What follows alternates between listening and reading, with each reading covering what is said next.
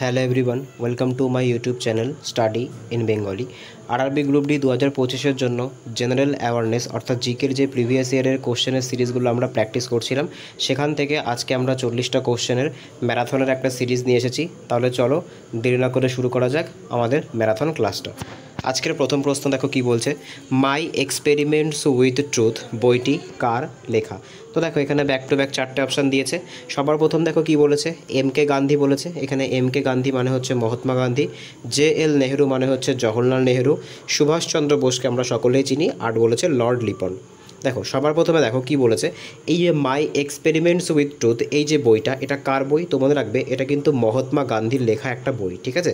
মহাত্মা গান্ধীর লেখা একটা বই কিন্তু হয়ে যাচ্ছে মাই এক্সপেরিমেন্টস উইথ ট্রুথ। এইবার এই যে মহাত্মা গান্ধী আছে, মহাত্মা গান্ধীর লেখা আমরা বাদবাকি কিছু গুরুত্বপূর্ণ বই সম্পর্কে জেনে নেব। দেখো মহাত্মা গান্ধী কিন্তু হিন্দ স্বরাজ, ঠিক আছে, হিন্দ স্বরাজ বলে একটা বই আরও লিখেছিল, ঠিক আছে? তো এখানে কিন্তু আমরা মহাত্মা গান্ধীর লেখা দুটো বই সম্পর্কে জানতে পারলাম। একটা জানতে পারলাম মাই এক্সপেরিমেন্টস উইথ ট্রুথ, এটা কিন্তু মহাত্মা গান্ধী লিখেছিল, আর একটা কিন্তু তিনি লিখেছিলেন হিন্দ স্বরাজ বলে এই বইটা, ঠিক আছে? এবার দেখো এখানে জওহরলাল নেহেরু আছে। জওহরলাল নেহেরু কোন বই লিখেছিল? তো মনে রাখবে জওহরলাল নেহেরু কিন্তু লিখেছিল ডিসকভারি অফ ইন্ডিয়া, ঠিক আছে? ডিসকভারি অফ ইন্ডিয়া এই নামে কিন্তু বই লিখেছিল কে? জওহরলাল নেহেরু। সুভাষচন্দ্র বসু কে কী লিখেছিল? মনে রাখবে সুভাষচন্দ্র বসু কিন্তু লিখেছিল ইন্ডিয়ান স্ট্রাগল, ঠিক আছে? ইন্ডিয়ান স্ট্রাগল, আর এই ইন্ডিয়ান স্ট্রাগলটাই কিন্তু সুভাষচন্দ্র বসুর আত্মজীবনী, ঠিক আছে? তো আমাদের এই কোশ্চেনের সঠিক অ্যান্সার কী হবে? আমাদের কোশ্চেন ছিল মাই এক্সপেরিমেন্ট উইথ ট্রুথ বইটি কার লেখা। তো সঠিক অ্যান্সার কী হয়ে যাবে? সঠিক অ্যান্সার হয়ে যাবে কিন্তু এম কে গান্ধী বা মহাত্মা গান্ধী। এবার দেখো মহাত্মা গান্ধী সম্পর্কে আমরা কিছু ফ্যাক্ট জেনে রাখি। দেখো মহাত্মা গান্ধীর জন্ম কত সালে হয়েছিল? মহাত্মা গান্ধীর জন্ম কিন্তু হয়েছিল 1869 সালে। কোথায় হয়েছিল? গুজরাটের পোরবন্দর বলে কিন্তু একটা জায়গা ছিল, ঠিক আছে? গুজরাটের পোরবন্দর বলে একটা জায়গা ছিল, সেখানে কিন্তু মহাত্মা গান্ধী জন্মগ্রহণ করেছিল। এইবার এই যে মহাত্মা গান্ধী, তিনি কিন্তু ছোটোবেলায় ব্যারিস্টার পড়ার জন্য কোথায় গেছিল না? সাউথ আফ্রিকাতে গেছিল। সেখান থেকে কিন্তু উনি 1915 সালে, ঠিক আছে, সাউথ আফ্রিকা থেকে কিন্তু গান্ধীজি 1915 সালে কী করেন? ভারতে আসেন। আর ভারতে এসে কিন্তু বিহারের চম্পারণে তার জীবনের যে প্রথম সত্যাগ্রহ ছিল, যেটা ছিল চম্পারণ সত্যাগ্রহ, সেটা কিন্তু তিনি শুরু করেছিলেন। এখানে আমরা মহাত্মা গান্ধী সম্পর্কে কিছু এক্সট্রা ফ্যাক্ট জেনে নিলাম, তোমরা চাইলে নোট ডাউন করতে পারো। এছাড়া আমরা চলে যাব পরের প্রশ্ন। পরের প্রশ্ন কি বলেছে দেখো, আজকে 2 নম্বর কোশ্চেন কি বলেছে, মুদুমালাই ন্যাশনাল পার্ক কোন রাজ্যে আছে। তো দেখো এই যে ন্যাশনাল পার্ক সংক্রান্ত প্রশ্ন কিন্তু রেলের তোমরা প্রত্যেকটা পরীক্ষাতে দেখতে পাবে। তোমরা যদি প্রিভিয়াস ইয়ারের কোশ্চেনের সিরিজগুলো দেখো, তাহলে কিন্তু তোমরা দেখতে পাবে যে ন্যাশনাল পার্ক থেকে কিন্তু প্রচুর কোশ্চেন এসেছে। এবার দেখো এমন ন্যাশনাল পার্ক সম্পর্কে কিন্তু তোমাদেরকে জিজ্ঞাসা করবে যেগুলো কিন্তু আনকমন, তোমাদের কিন্তু কমন জিজ্ঞাসা করবে না, কারণ কমনটা সবাই পড়বে, তোমাকে কিন্তু আনকমনটা পড়তে হবে। আর আনকমনটা তুমি কোথা থেকে ধারণা পাবে আনকমনগুলোর?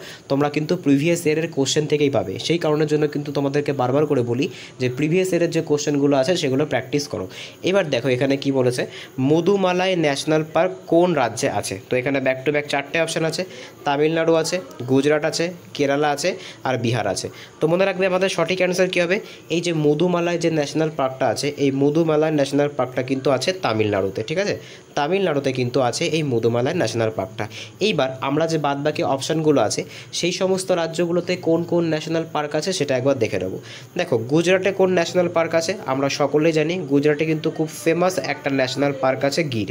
এই গির রাষ্ট্র উদ্যান বা ন্যাশনাল পার্কে কোন পশুটাকে তোমার হচ্ছে সংরক্ষণ করে রাখা হয়েছে? তো মনে রাখবে গির যে রাষ্ট্র উদ্যান বা ন্যাশনাল পার্কটা আছে, এখানে কিন্তু যে এশিয়াটিক লায়ন আছে, ঠিক আছে, যে এশিয়াটিক লায়ন আছে, সেই এশিয়াটিক লায়নকে কিন্তু সংরক্ষণ করে রাখা হয়েছে। এবার দেখো এখানে আমরা যদি দেখে নিই পরের অপশানটা, দেখো কি বলেছে, কেরালা।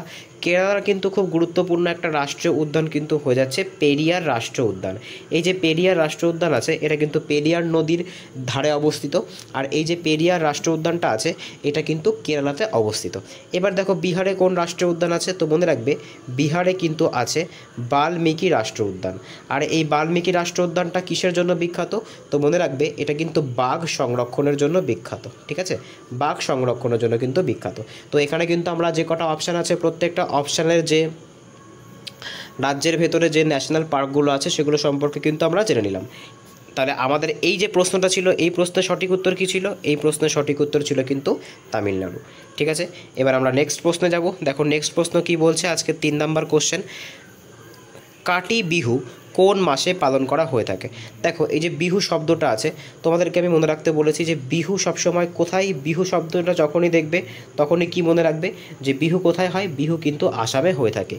এইবার এই যে বিহু আছে, বিহুর কিছু ভাগ আছে, যেমন কাটি বিহু আছে, তেমন রঙ্গোলি বিহু আছে, তেমন ভোগালী বিহু আছে। এরকম করে কিন্তু বিহুর ভাগ আছে, যেটা কিন্তু বছরের বিভিন্ন সময় হয়ে থাকে। ঠিক সেই রকমই যে কাটি বিহু যে উৎসবটা আছে, এটা কিন্তু আসামে কোন মাসে হয়ে থাকে? তো মনে রাখবে এটা কিন্তু আসামের অক্টোবর মাসে হয়ে থাকে। ঠিক আছে, কাটি বিহু যে উৎসবটা এটা আসামে হয়ে থাকে, আর এটা কিন্তু অক্টোবর মাসে হয়ে থাকে। নেক্সট কোশ্চেন আমরা দেখে নেব, পরবর্তী কোশ্চেন কি বলেছে। আজকে 4 নাম্বার কোশ্চেন, জাকির হোসেন কবে পদ্মভূষণ পান? দেখো এই যে জাকির হোসেনের যে টপিকটা আছে, এটা কিন্তু আপকামিং যে কোনো পরীক্ষার জন্য খুবই গুরুত্বপূর্ণ। তার কারণ কি? তার কারণ জাকির হোসেন কিন্তু সম্প্রতি কদিন আগে মারা গেছেন। এইবার জাকির হোসেন কোন বাদ্যযন্ত্রের সাথে সম্পর্কযুক্ত? তো মনে রাখবে জাকির হোসেন কিন্তু তবলা বাদ্যযন্ত্রের সাথে সম্পর্কযুক্ত। এইবার দেখো জাকির হোসেনের যে অ্যাওয়ার্ডগুলো আছে, সেই অ্যাওয়ার্ডগুলো আমরা একটা একটা করে লিখব। দেখো সবার প্রথমে এখানে কি কোশ্চেন করেছে? পদ্মভূষণ। তো মনে রাখবে জাকির হোসেন কিন্তু পদ্মভূষণ সম্মান পান 2002 সালে। তো আমাদের এই প্রশ্নের সঠিক উত্তর কী হয়ে যাবে? আমাদের এই প্রশ্নের সঠিক উত্তর কিন্তু হয়ে যাবে 2002 সালে। এইবার এই যে জাকির হোসেন আছে, ইনি কিন্তু পদ্মশ্রী সম্মানও পান। পদ্মশ্রী সম্মান কত সালে পান? তো মনে রাখবে 1988 সালে কিন্তু জাকির হোসেন পদ্মশ্রী সম্মান পান। ইনি কিন্তু পদ্মবিভূষণ, যেটা ভারতের দ্বিতীয় সর্বোচ্চ অসামরিক আমরা অ্যাওয়ার্ড বলতে পারি, সেটা কবে পান? তো মনে রাখবে 2023 সালে কিন্তু জাকির হোসেন পদ্মবিভূষণ সম্মানও পান। ঠিক আছে, এইবার তোমাদের জন্য আমার একটা কোশ্চেন থাকবে। জাকির হোসেন আমরা সকলে জানি জাকির হোসেন কিসের সাথে সম্পর্কযুক্ত? জাকির হোসেন কিন্তু তবলার সাথে সম্পর্কযুক্ত। এই জাকির হোসেন কোন আর একজন বিখ্যাত তবলা বাদকের সন্তান ছিলেন, অর্থাৎ ছেলে ছিলেন, সেটা তোমরা আমাকে কমেন্টে জানাবে। এটা তোমাদের জন্য আজকের প্রথম HW। ঠিক আছে, নেক্সট কোশ্চেন আমরা দেখে নেব, পরবর্তী কোশ্চেন কি বলেছে। আজকে 4 নাম্বার কোশ্চেন, পৌষ মেলা কোথায় হয়ে থাকে? তো দেখো এখানে ব্যাক টু ব্যাক 4টে অপশান দিয়েছে। বিহার দিয়েছে, গুজরাট দিয়েছে, পশ্চিমবঙ্গ দিয়েছে, আর চেন্নাই দিয়েছে। তো সঠিক অ্যান্সার কী হবে? আমরা কিন্তু কোশ্চেনটা দেখেই বুঝতে পারছি। তো পৌষ মেলা কোথায় হয়ে থাকে? তো মনে রাখবে পৌষ মেলা কিন্তু আমাদের পশ্চিমবঙ্গের রাজ্যে অনেক বড় করে হয়ে থাকে। স্পেশালি কিন্তু শান্তিনিকেতনের যে স্পটটা আছে, বা শান্তিনিকেতনে কিন্তু যে পৌষ মেলাটা হয়, সেটা কিন্তু তার কিন্তু একটা জগজ্জোড়া নাম আছে। আশা করি বুঝতে পেরেছো। নেক্সট কোশ্চেন আমরা দেখে নেব, পরবর্তী কোশ্চেন কি বলেছে। আজকে 6 নাম্বার কোশ্চেন, ভারতে বর্তমানে কয়টি হাইকোর্ট আছে? দেখো সবার প্রথম যখন এখানে হাইকোর্ট শব্দটা আমরা পেলাম, তখন আমাদেরকে জেনে নিতে হবে যে ভারতীয় সংবিধানের কোথায় হাইকোর্ট সম্পর্কে ধারণা আছে। দেখো ভারতীয় সংবিধানের যে 214 নম্বর আর্টিকেল আছে, এখানে কিন্তু বলা হয়েছে যে প্রত্যেকটা রাজ্যে একটা করে হাইকোর্ট থাকবে। এইবার এই যে হাইকোর্ট আছে, এই হাইকোর্টের যে বিচারপতি হন, সেই বিচারপতির যে অবসর সময়সীমা সেটা কত?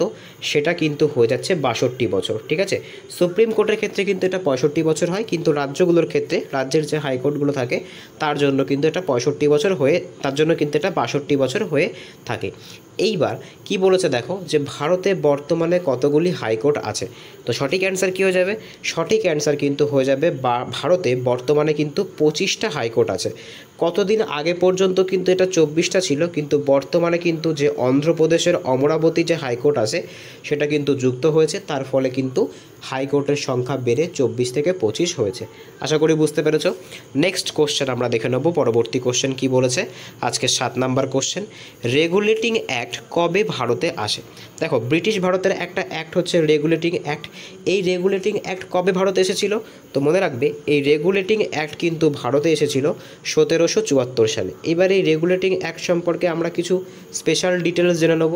দেখো এই যে রেগুলেটিং অ্যাক্ট আছে, এই রেগুলেটিং অ্যাক্টের ফলে কি হয়েছিল না, আমাদের যে কলকাতা আছে, সেই কলকাতাতে কিন্তু রাজধানী স্থাপন করা হয়েছিল ব্রিটিশ ভারতের, বা আমরা বলতে পারি যে ব্রিটিশ যে ইস্ট ইন্ডিয়া কোম্পানি ছিল, সেই ইস্ট ইন্ডিয়া কোম্পানি কিন্তু কলকাতাকে ভারতের রাজধানী বলে ঘোষিত করেছিল। আর কি করেছিল? কলকাতাতে কিন্তু একটা সুপ্রিম কোর্ট, ঠিক আছে, কলকাতাতে কিন্তু একটা সুপ্রিম কোর্ট স্থাপনের কথা বলা হয়েছিল, আর এটা কিন্তু করাও হয়েছিল। কলকাতাতে কত সালে এই সুপ্রিম কোর্ট স্থাপনের কথা বলা হয়েছিল? তো এখানে দেখো, এখানে কিন্তু প্রথমে যে অপশানটা আমি বলেছি সেটা আমি একটু ভুল বলেছি। রেগুলেটিং অ্যাক্ট কিন্তু হয়েছিল 1773 সালে। ঠিক আছে, আর এই যে আমি বললাম যে রেগুলেটিং অ্যাক্টের ফলে কি করা হয়েছিল না, কলকাতাতে কিন্তু ভারতের রাজধানী স্থাপন করা হয়েছিল, আর যে সুপ্রিম কোর্টটা স্থাপন করা হয়েছিল, যে কলকাতাতে যে সুপ্রিম কোর্টটা স্থাপন করা হয়েছিল, সেটা হয়েছিল 1774 সালে। প্রথমে আমি একটু অপশানটা ভুল দাগিয়ে ফেলেছিলাম, তার জন্য ক্ষমা প্রার্থী। তো রেগুলেটিং অ্যাক্ট কিন্তু 1773 সালে এসেছিল, আর রেগুলেটিং অ্যাক্টের ফলে যে সুপ্রিম কোর্ট স্থাপন করা হয়েছিল, সেই সুপ্রিম কোর্টটা কিন্তু 1774 সালে কলকাতাতে স্থাপন করা হয়েছিল।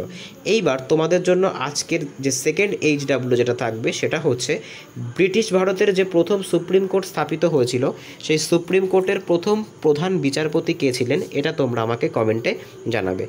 নেক্সট কোশ্চেন আমরা দেখে নেব। পরবর্তী কোশ্চেন কি বলেছে, আজকের 8 নাম্বার কোশ্চেন, খুয়াল্লাম কোন রাজ্যের একটি বিখ্যাত নদ? দেখো এটা নদ হবে না, এটা হয়ে যাবে নাচ। এটা একটু প্রিন্টিং মিস্টেক আছে, এটা একটু টাইপিং মিস্টেক আছে। দেখো খুয়াল্লাম কোন রাজ্যের একটি বিখ্যাত নাচ? তো এখানে দেখো ব্যাক টু ব্যাক 4টে অপশান আছে, মণিপুর আছে, মিজোরাম আছে, ত্রিপুরা আছে, আর বিহার আছে। তো মনে রাখবে খুয়াল্লাম এটা কিন্তু মিজোরাম রাজ্যের একটি বিখ্যাত নাচ। ঠিক আছে, মিজোরাম রাজ্যের কিন্তু একটা বিখ্যাত নাচ হচ্ছে এই খুয়াল্লাম নাচটা। এইবার এই যে মিজোরাম রাজ্য দেখতে পাচ্ছ, এই মিজোরাম রাজ্যে কিন্তু আরেকটা খুব বিখ্যাত নাচ আছে, সেটাকে কিন্তু বলা হয়ে থাকে চেরাও নাচ। ঠিক আছে, কি বলা হয়ে থাকে? চেরাও নাচ, বা এটাকে কিন্তু চাপচার কুটো বলা হয়ে থাকে। ঠিক আছে, এখানে কিন্তু তোমার, বা এটাকে কিন্তু আরেকটা নামও কিন্তু এর আছে, যেটা কিন্তু খুব ইম্পর্ট্যান্ট একটা নাম, সেটা কিন্তু হয়ে যাচ্ছে বাম্বু ডান্স। ঠিক আছে, এটা কিন্তু মিজোরামে পালন করা হয়ে থাকে। তো আমরা দেখে নিলাম যে খুয়াল্লাম কোথাকার একটি নাচ, তো খুয়াল্লাম কিন্তু মিজোরাম রাজ্যের একটি নাচ। এইবার দেখো এখানে কিন্তু মণিপুর আছে, মণিপুরের কিন্তু খুব বিখ্যাত একটা নাচ আছে, তার নাম কি? তো তার নাম কিন্তু হয়ে যাচ্ছে থাংটা। এইবার এই থাংটা কেমন ডান্স? তো মনে রাখবে এই থাংটা কিন্তু হয়ে যাচ্ছে একটা মার্শাল আর্ট ডান্স। ঠিক আছে, একটা মার্শাল আর্ট ডান্স কিন্তু হয়ে যাচ্ছে এই থাংটা। এটা কিন্তু পরীক্ষাতে অনেকবার এসেছে। নেক্সট কোশ্চেন আমরা দেখে নেব। পরবর্তী কোশ্চেন কি বলেছে, আজকের 9 নাম্বার কোশ্চেন, রাষ্ট্রপতি কত নাম্বার ধারা অনুযায়ী অর্ডিন্যান্স জারি করতে পারে? দেখো সবার প্রথম আমরা রাষ্ট্রপতি সংক্রান্ত আর্টিকেলটা দেখে নিই। দেখো ভারতের যে সংবিধান আছে, সেই সংবিধানের আর্টিকেল নাম্বার যে 52 আছে, সেখানে কিন্তু প্রেসিডেন্ট, আমি প্রেসিডেন্টকে পি দিয়ে ডিনোট করছি, প্রেসিডেন্টের কথা বলা হয়েছে, যে ভারতের একজন প্রেসিডেন্ট বা রাষ্ট্রপতি থাকবে। এইবার যে প্রশ্নটা করেছে সেটা হচ্ছে রাষ্ট্রপতি কত নাম্বার ধারা অনুযায়ী অর্ডিন্যান্স জারি করতে পারে? তো মনে রাখবে রাষ্ট্রপতি কিন্তু 123 নাম্বার ধারা অনুযায়ী অর্ডিন্যান্স, বা যেটাকে আমরা বলে থাকি বাংলাতে অধ্যাদেশ, এই অধ্যাদেশ জারি করতে পারেন। এইবার এই অধ্যাদেশের সময়সীমা কত হয়ে থাকে? এই অধ্যাদেশ কিন্তু সর্বোচ্চ 6 মাসের জন্য কার্যকর হয়ে থাকে, এটাও কিন্তু তোমরা মনে রাখবে। নেক্সট কোশ্চেন আমরা দেখে নেব। পরবর্তী কোশ্চেন কি বলেছে, আজকে 10 নাম্বার কোশ্চেন, কেলুচরণ মহাপাত্র কোন নাচের সাথে যুক্ত? দেখো খুব ইম্পর্ট্যান্ট একটা নাম কিন্তু এই কেলুচরণ মহাপাত্র। কেলুচরণ মহাপাত্র কিন্তু উড়িষ্যার, ঠিক আছে, একটা ফ্যাক্ট তোমাদেরকে বলছি, উড়িষ্যার প্রথম ব্যক্তি যিনি কি সম্মান পান, যিনি কিন্তু ভারতের যে দ্বিতীয় সর্বোচ্চ সম্মান আছে, যেটাকে আমরা কি সম্মান বলে থাকি, যেটাকে কিন্তু আমরা পদ্মবিভূষণ সম্মান বলে থাকি, ইনি কিন্তু প্রথম ব্যক্তি যিনি উড়িষ্যা থেকে প্রথম পদ্মবিভূষণ সম্মান পেয়েছিলেন।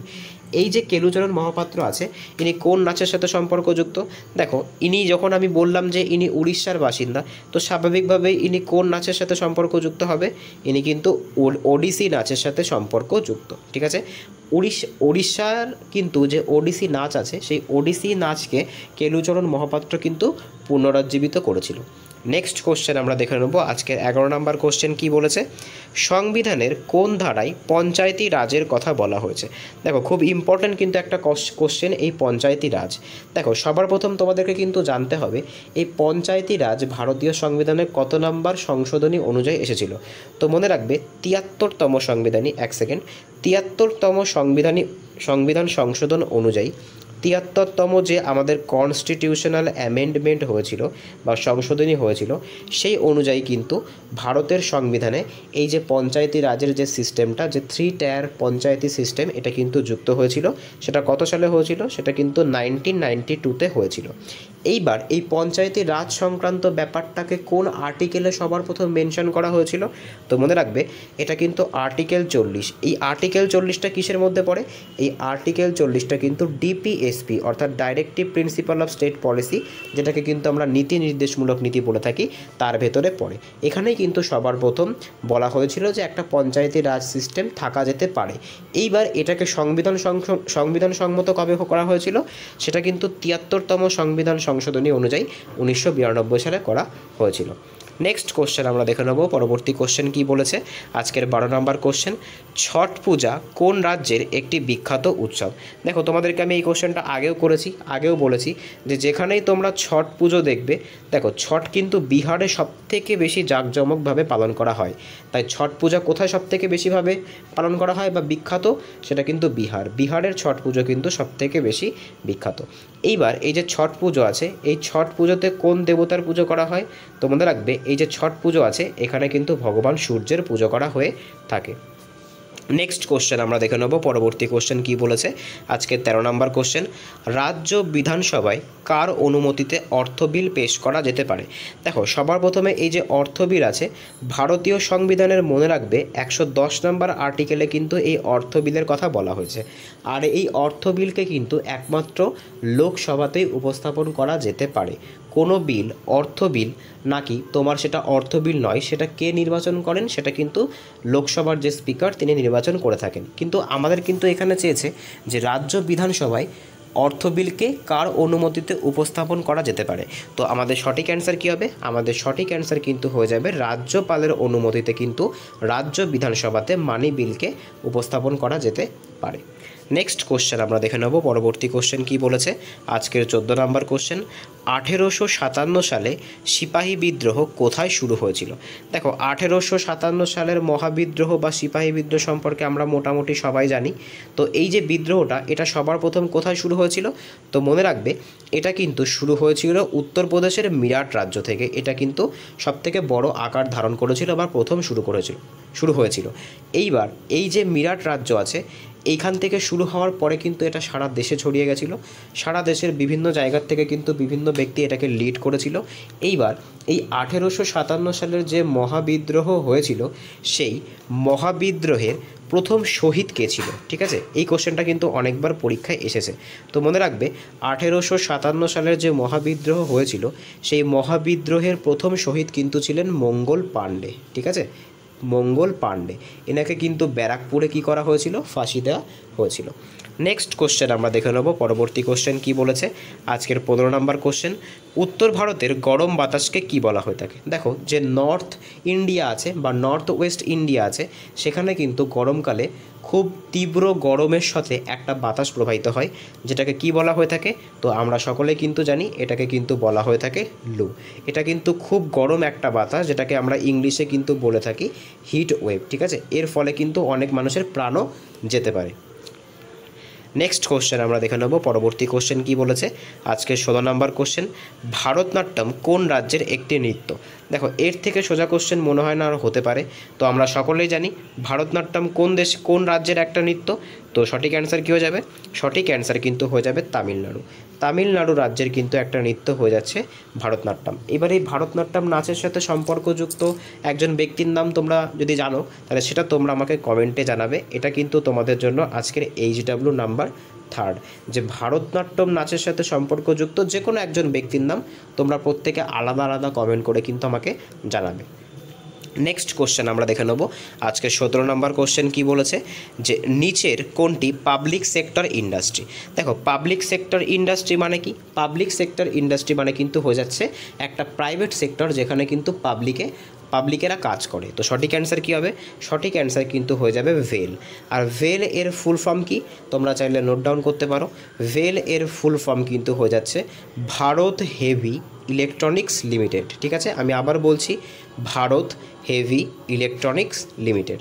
নেক্সট কোশ্চেন আমরা দেখে নেব। আজকে 17 নম্বর কোশ্চেন কি বলেছে, প্রার্থনা সমাজ কে প্রতিষ্ঠা করে? দেখো হিস্ট্রি থেকে একটা হট টপিক, এখান থেকে কিন্তু প্রচুর কোশ্চেন আসে। তো দেখো প্রার্থনা সমাজ কিন্তু সবার প্রথম বলে রাখি 1867 সালে স্থাপন করা হয়েছিল। কোথায় স্থাপন করা হয়েছিল? এটা কিন্তু বম্বের বা তৎকালীন সময়ের বম্বে, এখন যেটা মুম্বাই নামে পরিচিত, সেখানে কিন্তু স্থাপন করা হয়েছিল। আর এই প্রার্থনা সমাজ কে প্রতিষ্ঠা করেছিল? তো মনে রাখবে এই প্রার্থনা সমাজ কিন্তু প্রতিষ্ঠা করেছিল ডক্টর আত্মারাম পাণ্ডুরঙ্গ। ঠিক আছে, ডক্টর আত্মারাম পাণ্ডুরঙ্গ কিন্তু এই প্রার্থনা সমাজ প্রতিষ্ঠা করেছিল। এবার দেখো আমাদের এই কোশ্চেনের সঠিক অ্যান্সার তো হয়ে গেল ডক্টর আত্মারাম পাণ্ডুরঙ্গ। এইবার আমরা এখানে আর কিছু ফ্যাক্ট জেনে নেব। দেখো রাজা রামমোহন রায় কী করেছিল, তো মনে রাখবে রাজা রামমোহন রায় কিন্তু ব্রাহ্ম সমাজ স্থাপন করেছিল। এছাড়াও কিন্তু ব্রাহ্ম সমাজ ছাড়াও ইনি কী করেছিল, ইনি কিন্তু যে আত্মীয় সভা আছে 1828 সালে কিন্তু তিনি এই আত্মীয় সভা স্থাপন করেছিল। এইবার দেখো স্বামী বিবেকানন্দ কী করেছিল, স্বামী বিবেকানন্দ কিন্তু 1897 সালে রামকৃষ্ণ মঠ স্থাপন করেছিল। ঠিক আছে, নেক্সট কোশ্চেনে আমরা চলে যাব। পরবর্তী কোশ্চেন কি বলেছে, আজকের 19 নম্বর কোশ্চেন, আর্টিকেল 52 থেকে 78 কিসের সাথে সম্পর্কযুক্ত। দেখো সবার প্রথম তোমাদেরকে বলে রাখি, এই যে আর্টিকেল 52 থেকে 78 আছে, এটা কিন্তু ভারতীয় সংবিধানের পার্ট 5-এ আছে। এখানে কি বলা হয়েছে, এখানে আমরা একবার অপশানগুলো দেখে নেব। অর্থ কমিশন বলা হয়েছে, ইউনিয়ন এক্সিকিউটিভ বলা হয়েছে, সংবিধান সংশোধন বলা হয়েছে, আর এমার্জেন্সি বলা হয়েছে। তো মনে রাখবে সঠিক অ্যান্সার কিন্তু হয়ে যাবে ইউনিয়ন এক্সিকিউটিভ, অর্থাৎ কেন্দ্রীয় সরকারের সর্বোচ্চ পোস্টগুলো বা পদগুলোতে কারা থাকবে, বা কেন্দ্রীয় সরকারের হাতে কী কী ক্ষমতা থাকবে, বা কেন্দ্রীয় সরকারের কোন জনপ্রতিনিধির কাছে কী ক্ষমতা থাকবে, সেটা কিন্তু এখানে বলা হয়েছে। যেরকম তোমরা বলতে পারো যে এখানে কিন্তু প্রেসিডেন্টের কথা বা ভাইস প্রেসিডেন্টের কথা বা আমাদের যে পিএম অর্থাৎ প্রাইম মিনিস্টারের কথা কিন্তু এখানে বলা হয়েছে। তাই সঠিক অ্যান্সার কী হবে, সঠিক অ্যান্সার কিন্তু হয়ে যাবে আমাদের ইউনিয়ন এক্সিকিউটিভের কথা কিন্তু এখানে বলা হয়েছে। আর এটা কিন্তু ভারতীয় সংবিধানের কোন পার্টে আছে, ভারতীয় সংবিধানের কিন্তু এটা পার্ট 5-এ আছে। এবার দেখো এই যে অর্থ কমিশন আছে ভারতীয় সংবিধানের কত নাম্বার আর্টিকেলে আছে, তো এটা কিন্তু 280 নাম্বার আর্টিকেলে আছে অর্থ কমিশন। সংবিধান সংশোধন কত নাম্বার আর্টিকেলে আছে, তো সংবিধান সংশোধন কিন্তু ভারতীয় সংবিধানের যে 368 নাম্বার আর্টিকেল এখানে আছে।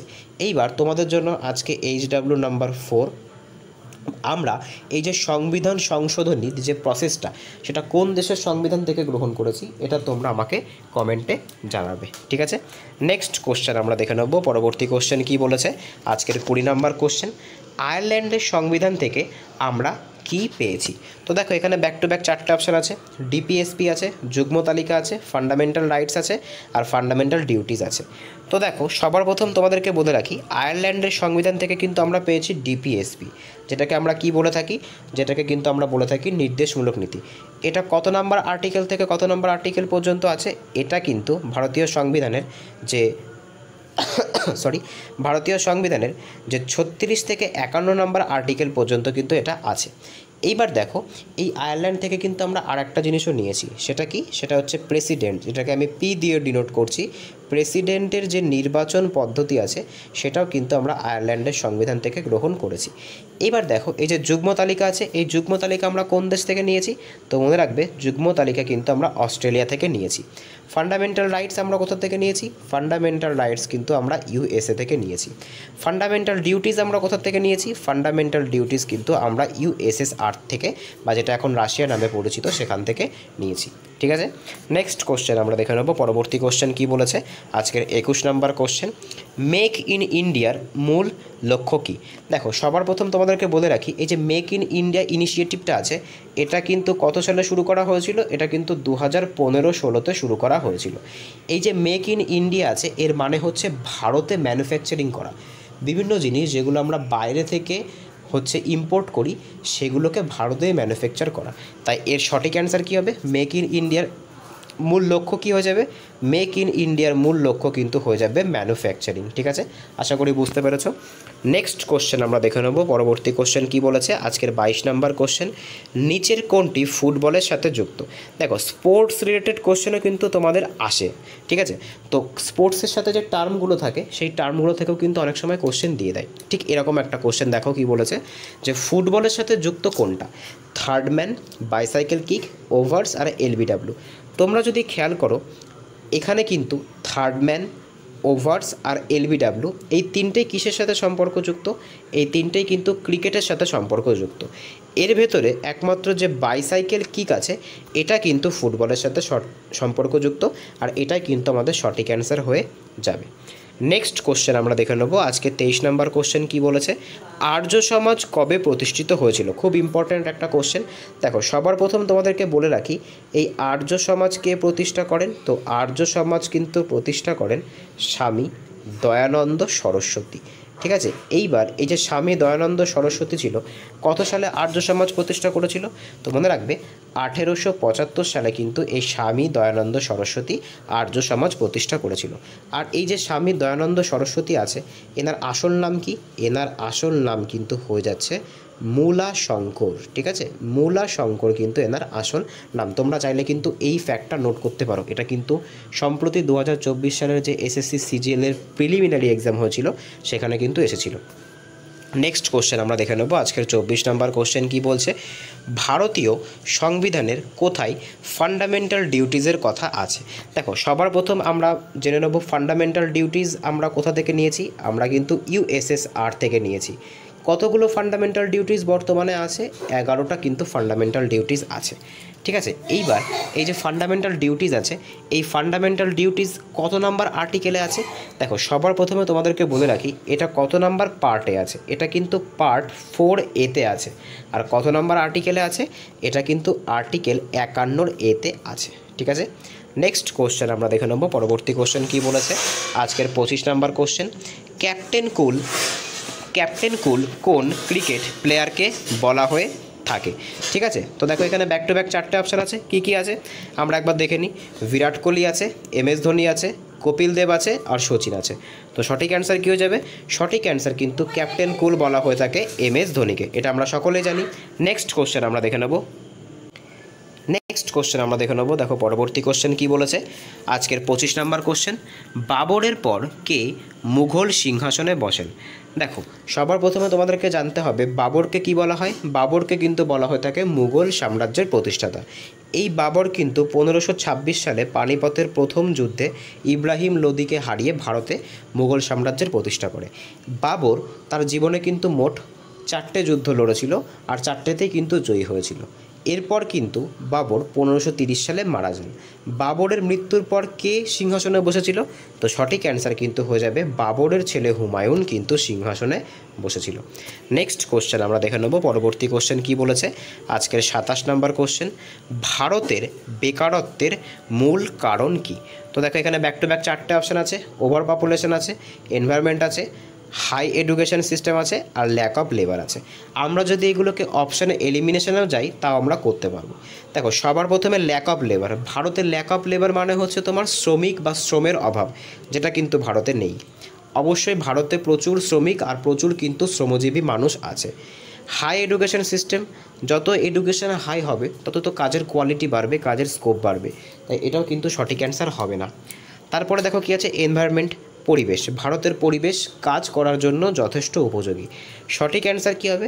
সঠিক অ্যান্সার কিন্তু হয়ে যাবে ওভার পপুলেশন বা অধিক মাত্রায় জনসংখ্যা। এটাই কিন্তু ভারতের বেকারত্বের সবথেকে বড় কারণ।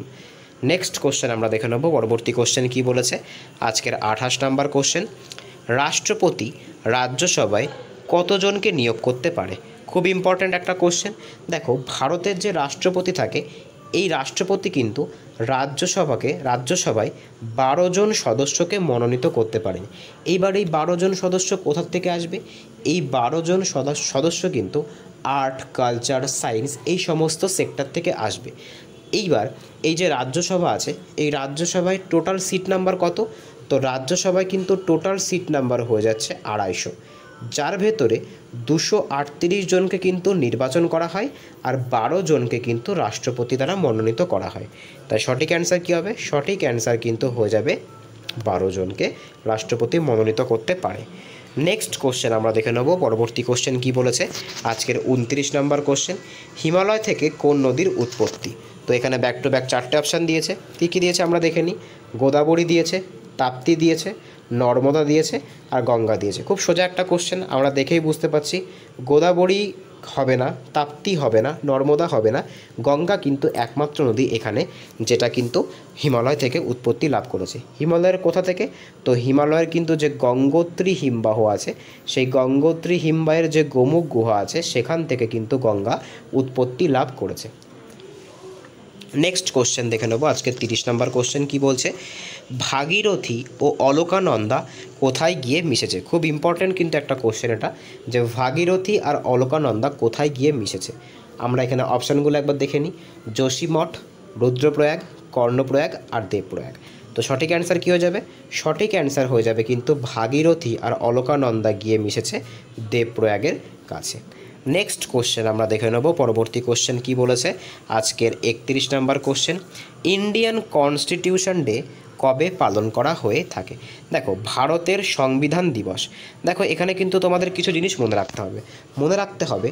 1949 সালের যে 26শে নভেম্বর আছে, এই 26শে নভেম্বরে কিন্তু গণপরিষদে ভারতের সংবিধানকে গৃহীত করা হয়েছিল, ঠিক আছে, বা গ্রহণ করা হয়েছিল। এই ডেটটাকেই কিন্তু স্মরণ করার উদ্দেশ্যে প্রত্যেক বছর 26শে নভেম্বরের তারিখে কী করা হয়? ভারতে ইন্ডিয়ান কনস্টিটিউশন ডে পালন করা হয়ে থাকে। এইবার এই যে 1950 সালের 26শে জানুয়ারি ডেটটা আছে, এটার গুরুত্বটা কি? এই 1950 সালের 26শে জানুয়ারি থেকে কিন্তু কি হয়েছিল? আমাদের যে ভারতের সংবিধানটা আছে এটা কিন্তু কার্যকর হয়েছিল। সেই কারণের জন্য 26শে জানুয়ারি কিন্তু আমরা প্রজাতন্ত্র দিবস পালন করে থাকি। আর 26শে নভেম্বরে কি পালন করে থাকি? 26শে নভেম্বরে কিন্তু আমরা ইন্ডিয়ান কনস্টিটিউশন ডে বা সংবিধান দিবস পালন করে থাকি। নেক্সট কোশ্চেন আমরা দেখে নেব। পরবর্তী কোশ্চেন কি বলেছে? আজকের 32 নম্বর কোশ্চেন, কোনটি ক্রিকেটের সাথে যুক্ত নয়? দেখো, এখানে কিছু কিছু টুর্নামেন্ট আছে, তার ভেতর থেকে কোন টুর্নামেন্টটা ক্রিকেটের সাথে যুক্ত নয় সেটা কিন্তু তোমাদেরকে জানাতে হবে। Duleep trophy, Durand cup, Ranji trophy আর দেওধর ট্রফি।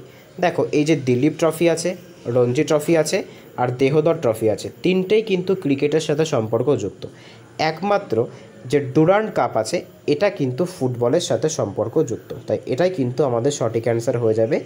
এইটা কিন্তু ক্রিকেটের সাথে অ্যাসোসিয়েটেড নয়। নেক্সট কোশ্চেন আমরা দেখে নেব। আজকে 33 নম্বর কোশ্চেন কি বলেছে? সত্যবিলোপ নীতি কে চালু করেছিল? তো ব্রিটিশ ভারতের কিন্তু একটা অ্যাক্ট। সত্যবিলোপ নীতিকে কি বলা হয়ে থাকে? এটাকে কিন্তু বলা হয়ে থাকে ডক্ট্রিন অফ ল্যাপস, ঠিক আছে। এর বিষয়বস্তুটা কী ছিল? যে কোনো দেশীয় রাজার যদি কোনো রকম সন্তান না থাকে বা কোনো দত্তক সন্তান না থাকে, তার মৃত্যুর পরে তার সমস্ত সাম্রাজ্য কিন্তু ব্রিটিশদের কাছে চলে যাবে। এই যে আইনটা, এটা কে বানিয়েছিল? এটা কিন্তু বানিয়েছিল লর্ড ডালহৌসি। তাই সঠিক অ্যান্সার কী হয়ে যাবে? সঠিক অ্যান্সার কিন্তু হয়ে যাবে লর্ড ডালহৌসি। এই লর্ড ডালহৌসি সম্পর্কে আর একটা ফ্যাক্ট তোমাদের মনে রাখতে হবে যে 1853 সালে ভারতের যে প্রথম রেল চলেছিল সেখানে কিন্তু এই লর্ড ডালহৌসির গুরুত্ব সবথেকে বেশি।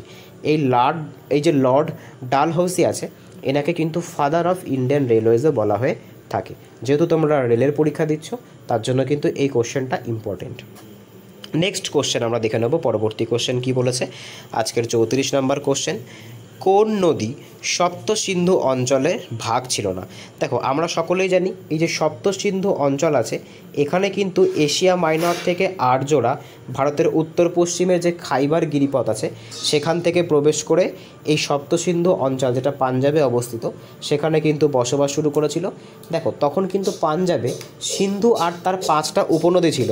সিন্ধু আর তার 5টা উপনদীর মধ্যে কিন্তু কোন নদীটা ছিল না সেটা কিন্তু আমাদেরকে,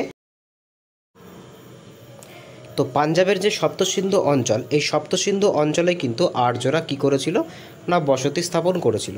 তো সেই সপ্তসিন্ধু অঞ্চলে কিন্তু সিন্ধু আর তার 5টা উপনদী ছিল, যার মধ্যে থেকে কোনটা হচ্ছে তোমার এর ভেতরে পড়ছে না, এই নদীগুলোর মধ্যে পড়ছে না, সিন্ধু আর তার উপনদীর মধ্যে পড়ছে না, সেটা আমরা দেখে নেব। তো দেখো, এখানে ইন্দাস মানে সিন্ধু এটা পড়ছে, রাভি এটা পড়ছে, ঝিলাম এটা পড়ছে। শিপ্রা যে নদীটা আছে এটা কিন্তু পড়ছে না, ঠিক আছে, এটা কিন্তু পাঞ্জাবের যে সপ্তসিন্ধু অঞ্চল আছে তার মধ্যে পড়ছে না। নেক্সট কোশ্চেন আমরা দেখে নেব। পরবর্তী কোশ্চেন কি বলেছে? আজকের 35 নম্বর কোশ্চেন, রামচরিত যা সন্ধ্যাকর নন্দীর লেখা তার নায়ক কে? তো এখানে ব্যাক টু ব্যাক 4টে অপশান আছে, দেবপাল আছে, রামপাল আছে, কুমারপাল আছে আর গোপাল আছে। তো সঠিক অ্যান্সার কী হবে? সঠিক অ্যান্সার কিন্তু হয়ে যাবে রামচরিত মানসের লেখককে। রামচরিত মানসের লেখক হচ্ছে রামচরিত মানসের লেখক হচ্ছে সন্ধ্যাকর নন্দী। আর এই যে রামচরিত মানস আছে, এই রামচরিত মানস তোমার হচ্ছে নায়ককে, এর নায়ক কিন্তু হয়ে যাচ্ছে রামপাল, ঠিক আছে। রামপালকে কেন্দ্র করেই কিন্তু সন্ধ্যাকর নন্দী এই রামচরিত মানসটা রচনা করেছিলেন। নেক্সট কোশ্চেন আমরা দেখে নেব। পরবর্তী কোশ্চেন কি বলেছে? আজকে 36 নম্বর কোশ্চেন, রাষ্ট্রপতির নির্বাচন পদ্ধতি কত নম্বর আর্টিকেলে আছে? তো এখানে ব্যাক টু ব্যাক 4টে অপশান আমরা দেখতে পাচ্ছি। কি দেখতে পাচ্ছি? দেখো, 52, 54, 72 আর 76। তো সঠিক অ্যান্সার কী হবে? সঠিক অ্যান্সার কিন্তু হয়ে যাবে আর্টিকেল 52। এই আর্টিকেল 52তেই কিন্তু আছে রাষ্ট্রপতির নির্বাচন পদ্ধতি। ঠিক আছে, নেক্সট কোশ্চেন আমরা দেখে নেব। পরবর্তী কোশ্চেন কি বলেছে? আজকে 37 নম্বর question, poverty and unBritish rule of India এই বইটা কার লেখা? তো দেখো এখানে কিন্তু ব্যাক টু ব্যাক 4টে অপশান আছে। মানবেন্দ্রনাথ রায় আছে, দাদাভাই নৌরোজি আছে, বিপিন চন্দ্র পাল আছে আর লালা লাজপত রায় আছে। তো সঠিক অ্যান্সার কী হবে? সঠিক অ্যান্সার কিন্তু হয়ে যাবে poverty and unBritish rule of India. এই বইটি কার লেখা? এটা কিন্তু দাদাভাই নৌরোজির লেখা একটা বই। ঠিক আছে, আশা করি বুঝতে পেরেছো। নেক্সট কোশ্চেন আমরা দেখে নেব। পরবর্তী কোশ্চেন কি বলেছে? আজকের 38 নম্বর কোশ্চেন, আকবরের অর্থমন্ত্রী কে? তো এখানে ব্যাক টু ব্যাক 4টে অপশান আছে। টোডরমাল আছে, আব্দুল রহিম আছে, মোল্লা দোপেয়াজা আছে আর তানসেন আছে। তো দেখো আকবরের যে প্রধানমন্ত্রী, আকবরের যে অর্থমন্ত্রী ছিল সেই অর্থমন্ত্রীর নাম কি? তো মনে রাখবে আকবরের অর্থমন্ত্রীর নাম কিন্তু হয়ে যাচ্ছে টোডরমল। ঠিক আছে, অর্থমন্ত্রী বা রাজস্ব মন্ত্রী, তোমাদেরকে যদি রাজস্ব মন্ত্রী দেয় সেক্ষেত্রেও কিন্তু তোমাদের সঠিক অ্যান্সার কী হবে? সঠিক অ্যান্সার কিন্তু হয়ে যাবে টোডরমল। নেক্সট কোশ্চেন আমরা দেখে নেব। আজকের 39 নম্বর কোশ্চেন কি বলেছে? যে কোনটা জায়েদ ফসল নয়? এখানে ব্যাক টু ব্যাক 4টে অপশান আছে। চাল আছে, তরমুজ আছে, এটা তোমার হয়ে যাচ্ছে গেহ বা এটা তোমরা বলতে পারো গম, আর কি আছে? আর কিন্তু আছে মাক্স মেলন। তো সঠিক অ্যান্সার কী হবে? সঠিক অ্যান্সার কিন্তু হয়ে যাচ্ছে চাল। চাল কিন্তু কোনো রকম জায়েদ ফসল নয়। নেক্সট কোশ্চেন আমরা দেখে নেব। আজকের 40 নম্বর কোশ্চেন কি বলেছে? 40 নম্বর তথা আজকের লাস্ট কোশ্চেন, বৃষ্টি পরিমাপের সবথেকে কমন একক কী? দেখো এটা কিন্তু একটা রিপিট কোশ্চেন। ঠিক আছে, এই যে কোশ্চেনটা আছে এটা একটা রিপিট কোশ্চেন। এই কোশ্চেনটার অ্যান্সার কিন্তু তোমরা আমাকে কমেন্টে জানাবে। এটা কিন্তু তোমাদের জন্য একটা HW থাকলো, যে বৃষ্টি কোন এককে পরিমাপ করা হয়ে থাকে। তো আজকে এই অবধি ছিল। যদি ক্লাসটা ভালো লেগে থাকে তাহলে অবশ্যই চ্যানেলটাকে সাবস্ক্রাইব করো, পাশে থাকা বেল আইকনটিকে প্রেস করে রেখো যাতে ভিডিও ছাড়লে সবার প্রথম নোটিফিকেশান তোমাদের কাছে পৌঁছায়। এইভাবে কিন্তু প্রত্যেক সপ্তাহ শেষে আমাদের 40টা করে হোক বা 50টা করে কোশ্চেনের কিন্তু ম্যারাথন ক্লাস করানো হবে। আশা করি তোমরা এই ক্লাসগুলো থেকে উপকৃত হবে। যদি ভিডিওটা ভালো লেগে থাকে তাহলে বন্ধুদের সঙ্গে শেয়ার করো। দেখা হচ্ছে পরের ভিডিওতে। বাই।